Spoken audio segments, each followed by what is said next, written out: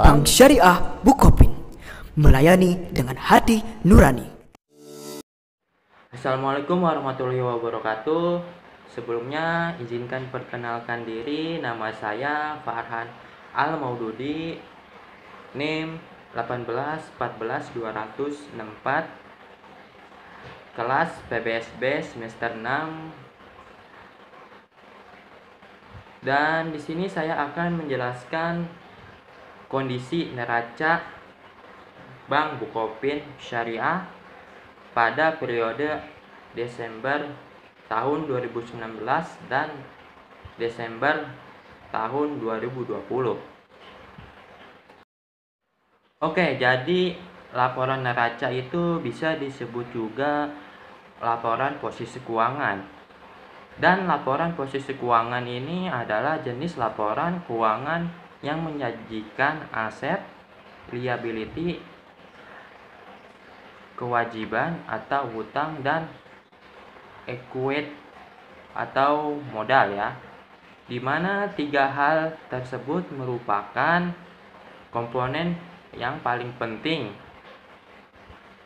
untuk mempengaruhi aktivitas operasional bank untuk kedepannya. Dalam laporan neraca terbagi menjadi dua bagian, yaitu pasifa dan aktiva. Aktiva ini di dalamnya terdapat aset, baik itu aset lensher maupun aset tetap yang berkaitan dengan penyaluran dana bank. Dan pasifa yang di dalamnya terdapat liability dan equity yang berkaitan dengan pengelolaan sumber dana bank. Oke, lanjut.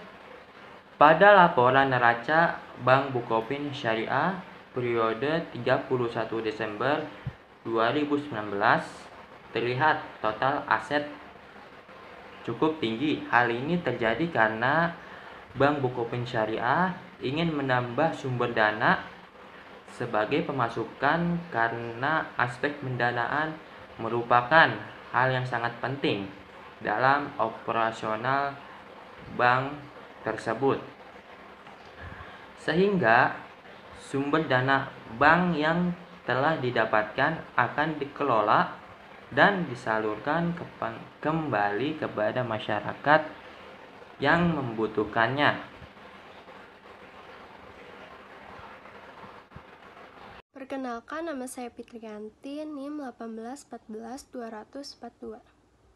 Baik, di sini saya akan menjelaskan sedikit tentang kondisi laporan laba rugi perusahaan di Bank Bukopin Syariah.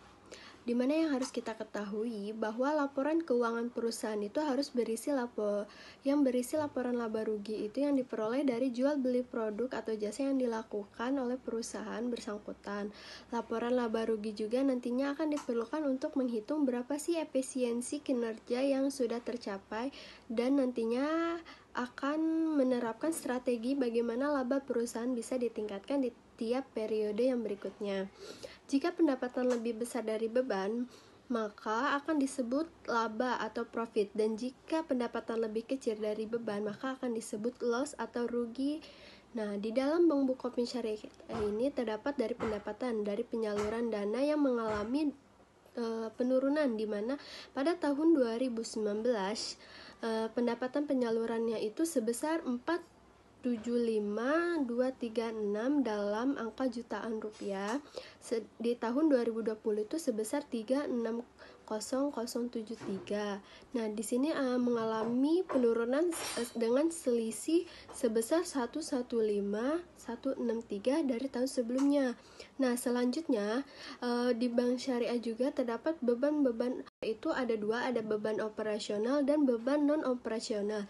Di mana di tahun 2019 ini beban operasional sebesar 145.458, sedangkan di tahun 2020 mengalami penurunan, yaitu sebesar 105.377. Sehingga dari pendapatan-pendapatan tersebut dikurangi dengan beban-beban yang menghasilkan laba rugi dari periode 31 Desember tahun 2019 dan periode 31 Desember tahun 2020 mengalami penurunan atau kerugian yaitu sebesar 2017. Bismillahirrahmanirrahim. Assalamualaikum warahmatullahi wabarakatuh. Izin memperkenalkan diri, saya Aji Effendi dengan NIM 18142047. Di sini saya dari kelas B semester 6 dan di sini saya dari perwakilan kelompok 12 yang ingin menjelaskan tentang perbandingan laporan neraca dan laba rugi pada Bank Bukopin Syariah pada periode Desember 2019 dan pada Desember tahun 2020. Baik, tentunya pelaporan laba rugi ini sangat berguna sekali dalam meningkatkan efektivitas dalam menentukan dan menetapkan kebijakan pada perbankan syariah itu sendiri.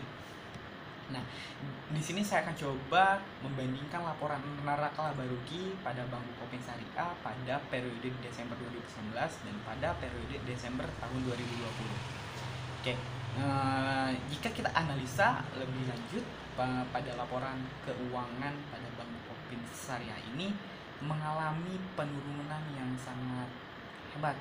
Nah, di mana di sini bisa kita lihat pada laporan laba rugi bersih tahun berjalan ini pada periode Desember 2019 sebesar 3.072 dan pada periode Desember 2020 ini sebesar 840. Jika kita analisa lebih lanjut di sini mengalami penurunan yang sangat hebat.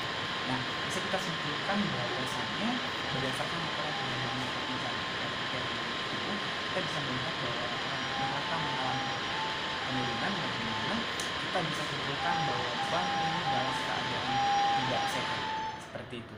Mungkin hanya itu yang bisa kami sampaikan pada kelompok 12. Kurang lebihnya mohon maaf. Wassalamualaikum warahmatullahi wabarakatuh.